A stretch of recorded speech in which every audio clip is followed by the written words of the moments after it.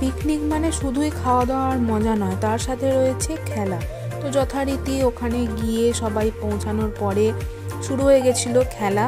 Football খেলা চলছিল, তার সাথে চলছিল র্যাকেট, ব্যাডমিন্টন, আর এদিকে চলছিল আমাদের খাওয়া দাওয়ার জোর প্রস্তুতি। এবার জল খাবারে ছিল লুচি, আলুর তরকারি আর পান্তুয়া। আর এদিকে আমাদের ক্লাবের দাদা কাকা জ্যাঠারাও হাত মিলিয়েছিল রাঁধুনিদের সাথে রান্নার কাজ এগোনোর।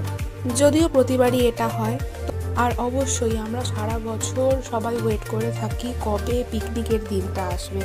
তো চলো আমি তোমাদের সাথে আমাদের দুপুরের মেনুটা এবার শেয়ার করে ফেলি।